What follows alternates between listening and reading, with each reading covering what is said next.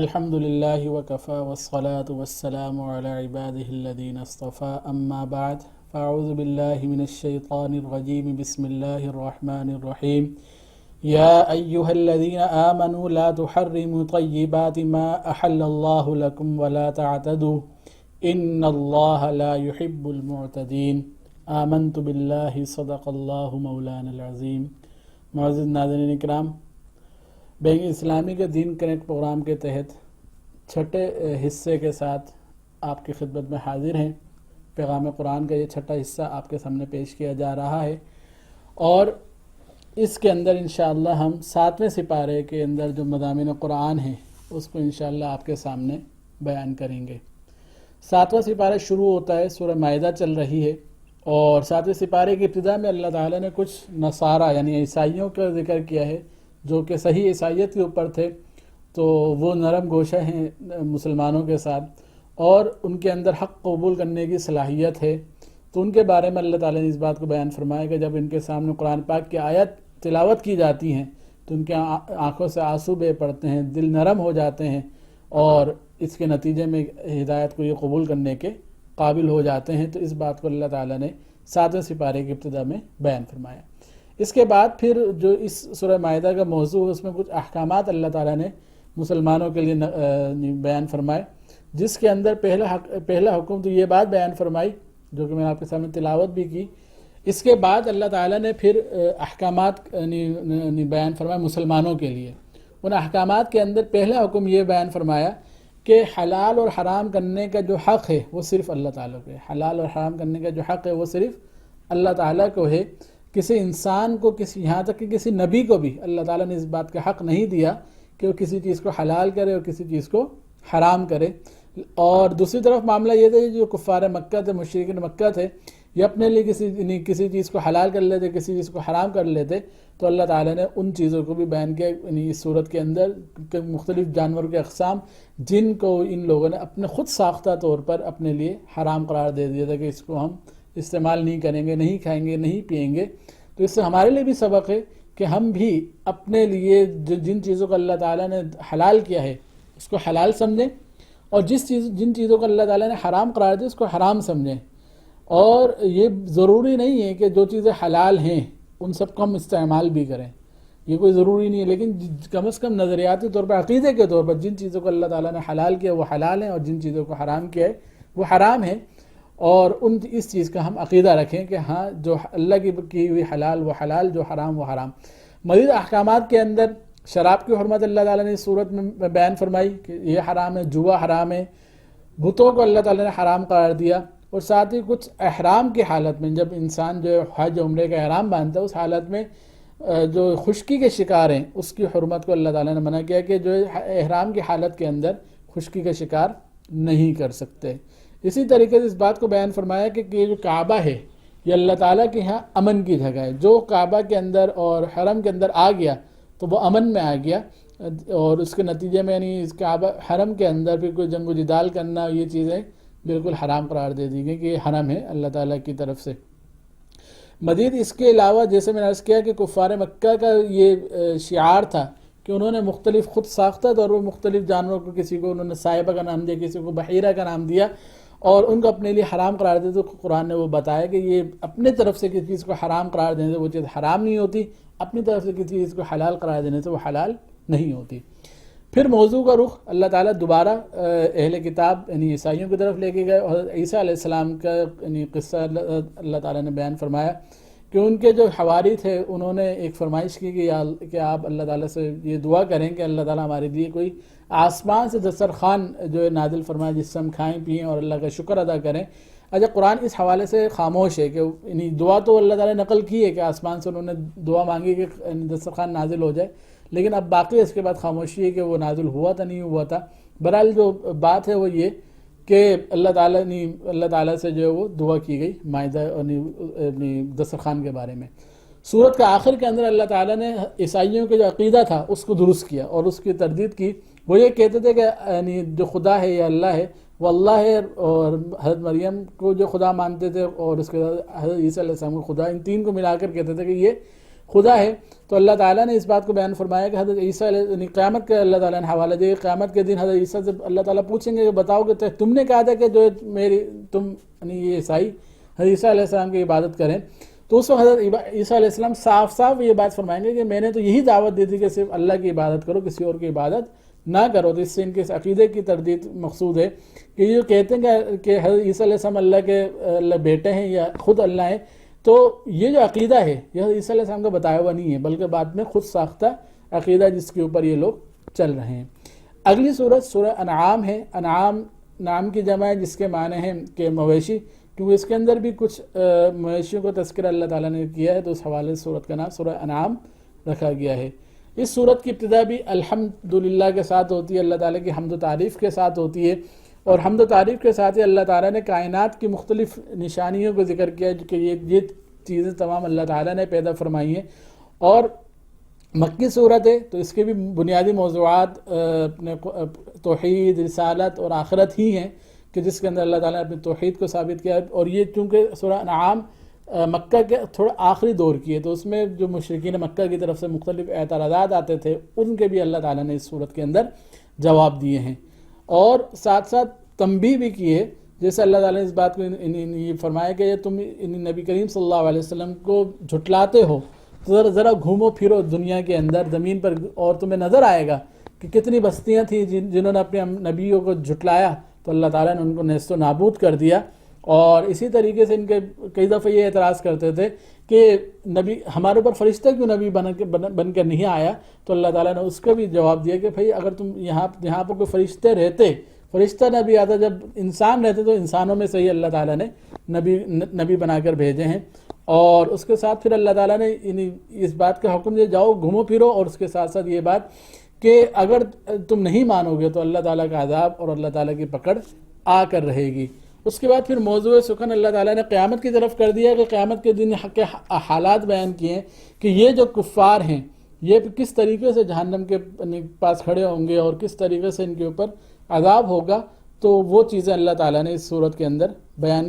کی ہیں۔ اور اس کے بعد پھر یہ جو اپنے جن چیزوں کو اپنے معبود مانتے ہیں تو اللہ تعالیٰ اس بات کو بیان فرماتے ہیں کہ قیامت کے دن جب ان سے کہا جائے گا کہ ٹھیک ہے لاؤ وہ جو تمہارے معبود تو وہ کہیں جو جن کے بارے میں تم سمجھتے تھے کہ جو ہمارے رب ہیں ہمارے معبود ہیں ان کی عبادت کرتے تھے، وہ آج اس عذاب سے تمہیں نہیں بچا پائیں گے۔ اس کے بعد پھر اللہ تعالیٰ نے اس دنیا کی زندگی کے بارے میں بتایا کہ یہ کھیل کود سے زیادہ کچھ نہیں ہے، اور اصل جو زندگی ہے وہ آخرت کی زندگی ہے۔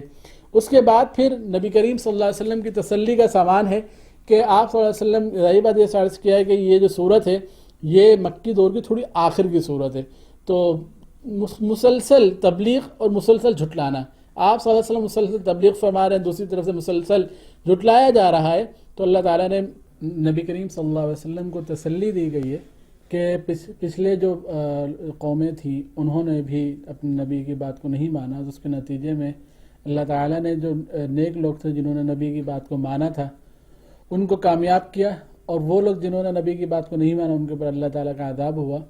تو بالآخر انجام نیک لوگوں کا ہی اچھا ہونے والا ہے، تو نبی کریم صلی اللہ علیہ وسلم اس صورت کے اندر تسلی دی گئی ہے۔ اس کے بعد اس بات کو بیان کیا گیا ہے قیامت کے دن کی ہولناکیاں بیان کی گئی ہیں، اس بات کو بیان کیا گیا ہے کہ قیامت کے دن نہ کسی کی سفارش کام آئے گی نہ پیسہ کام آئے گا، اور ساتھ ساتھ اس بات نبی کریم صلی اللہ علیہ وسلم کو حکم دیا گیا ہے کہ آپ ان کی خواہشات کے پیچھے نہ چلیں،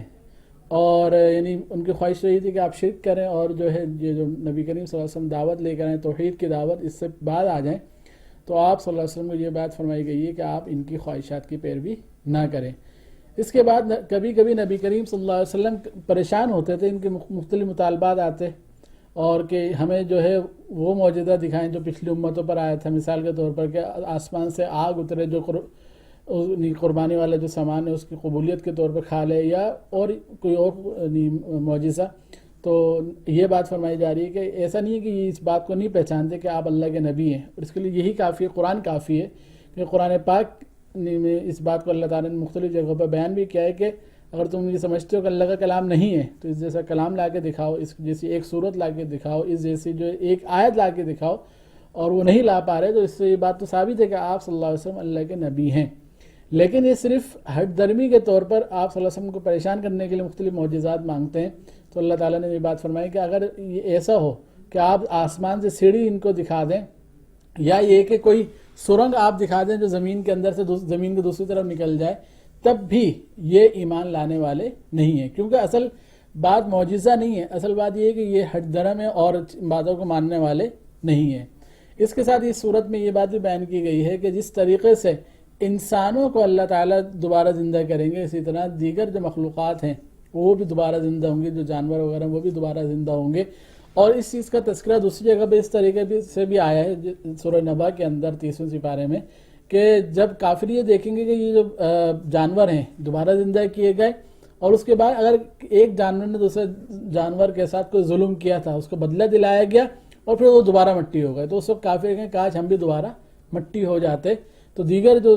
اپنے مخلوقات ہیں وہ بھی دوبارہ زندہ کیے جائیں گی۔ اس کے بعد پھر کفار کو سمجھانے کے لیے ایک اور دلیل یہ دی گئی ہے کہ دیکھیں جب کوئی عذاب کا موقع آتا ہے، کوئی تکلیف کا موقع آتا ہے، اور قرآن میں کئی جگہ اس بات کا ذکر ہے کہ یہ لوگ جب چاروں طرف سے گھر جاتے ہیں سمندر کے اندر، اس وقت اللہ ہی کو پکارتے ہیں، تو جب پریشانی اور سختی کا موقع آتا ہے تو صرف اللہ کو پکارتے ہیں، دیگر معبودان باطلہ کو نہیں پکارتے۔ تو جب اللہ تعالیٰ کی جب رحمت کا معاملہ ہے اور جب عافیت کے صورت کے اندر، تو اس وقت پھر اللہ تعالیٰ کو کیوں چھوڑ دیتے ہیں اور پھر دیگر خداؤں کو یہ لوگ مان رہے ہوتے ہیں، تو ان کو اس طریقے سے سمجھانے کی کوشش کی گئی ہے۔ اس کے بعد پھر اللہ تعالیٰ نے اس بات کو بیان کیا کہ اس سے پچھلی امتوں پر بھی مشکل، یعنی صحابہ کرام یعنی مکہ کے اندر پریشانی کے اندر اور تکلیفوں کے اندر تھے، تو اللہ تعالیٰ نے اس بات کو بیان فرمایا کہ پچھلی امتوں میں بھی سختیاں آئیں، اور اسی طریقے سے پچھلی امتوں میں پھر فراخی آئی، اور وہ لوگ جنہوں نے نہ سختی کے اندر صبر کیا نہ فراخی کے اندر اللہ کا شکر کیا، تو نتیجہ نکلا اللہ تعالیٰ کا عذاب ان پر آ کر رہا۔ اس کے بعد ایک اور چیز جو اس صورت میں ذکر کی گئی ہے وہ یہ کہ یہ سرداران قریش تھے، یہ کہا کرتے تھے کہ جو آپ کے پاس مسلمان ہیں، یہ غریب لوگ ہیں، ان کے پاس ساتھ اگر ہم آ کے بیٹھیں گے تو ہماری توہین ہوگی، تو اللہ تعالیٰ نے اس بات سے آپ صلی اللہ علیہ وسلم کو منع فرما دیا کہ ان کے پیچھے آپ جو خالص مسلمان ہیں ان سے دور نہ ہوئیے، اور جس کا دل چاہے آئے اور اپنے ہدایت حاصل کرے، اور جو اگر ہدایت حاصل نہیں کرنا چاہتا تو جو خالص لوگ ہیں ان کے ساتھ، ان کے پاس آپ رہیے، ان کو اپنے ساتھ رکھیے۔ اور اس کے بعد اللہ تعالیٰ نے ابراہیم علیہ السلام کا واقعہ نقل کیا ہے۔ حضرت ابراہیم علیہ السلام ایک شرک کی، یعنی چاروں طرف شرک، ایک ماحول کے اندر پیدا جہاں پر شرک ہی شرک تھا۔ خود حضرت ابراہیم علیہ السلام کے والد وہ بت بنا کر بیچا کرتے تھے، انہوں نے اس وقت توحید کے اوپر دلائل دیے، اور اس وقت یعنی حضرت ابراہیم علیہ السلام جب چھوٹے ہی تھے تو اس وقت یہ بات اپنے قوم کو کہی کہ یعنی قرآن جو جس طرح ذکر کرتا ہے کہ انہوں نے چاند کی طرف دیکھا اور کہا کہ یہ میرا رب ہے۔ تو یہ بات ذہن میں رکھنی چاہیے کہ نبی معصوم ہوتا ہے، اور ہمارا عقیدہ یہ ہے کہ نبی اپنی پوری زندگی کے اندر کبھی بھی ایسا وقت نہیں آتا کہ نبی خدا نہ اللہ معاف فرمائے کہ کفر اس سے سرزد ہو، وہ یعنی شروع سے لے کر آخر تک مسلمان ہی ہوتا ہے۔ حضرت ابراہیم علیہ السلام جو یہ بات کہہ رہے ہیں کہ چاند کو دیکھا اور اس کے بعد کہا کہ یہ میرا رب ہے، پھر سورج کو دیکھا کہ پھر کہا یہ میرا رب ہے، ستاروں کو دیکھا کہ یہ میرا رب ہے، یہ اس قوم کے عقیدے کے مطابق، اس کی تردید بھی کی نا کہ چاند کو دیکھا کہ یہ میرا رب ہے، تو پھر جب وہ چاند چلا گیا تو کہا کہ جو چلا جو ڈوب جائے وہ رب نہیں ہو سکتا۔ سورج کو دیکھا کہ یہ اس سے بڑا ہے، لیکن جب سورج ڈوب گیا تو پھر کہا کہ جو ڈوب جائے اور جس کو زوال آ جائے وہ رب نہیں ہو سکتا۔ جو در حقیقت وہ قوم کے عقیدے کے مطابق قوم ان چیزوں کو رب سمجھتی تھی، اس کی رد کے طور پر حضرت ابراہیم علیہ السلام کے زبان پر یہ الفاظ آئے، اور یعنی جو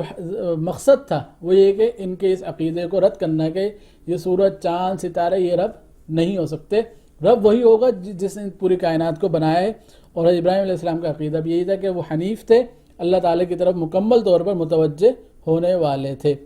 اب جو حضرت ابراہیم علیہ السلام کی دعوت تھی، یہی دعوت دیگر انبیاء علیہ السلام کی تھی، تو ان کا بھی ایک اجمالاً تذکرہ اس صورت کے اندر کیا گیا، اور تقریباً 18 انبیاء علیہ السلام کو اللہ تعالیٰ نے تذکرہ فرمایا کہ ان کی دعوت بھی یہی تھی۔ اس کے بعد پھر کفار مکہ کو یہ بات کہی جا رہی ہے کہ حضرت ابراہیم علیہ السلام کو تم نبی مانتے ہو، لوگ پھر یہ کہ جب حضرت ابراہیم علیہ السلام نبی ہو سکتے ہیں، پھر یوں کیوں کہتے ہو کہ یہ نبی نہیں ہو سکتے، جبکہ اللہ تعالیٰ کی طرف وحی ان کے اوپر آتی ہے۔ تو نبی کریم صلی اللہ علیہ وسلم کی توحید رسالت کو یہاں پر بیان کیا گیا ہے۔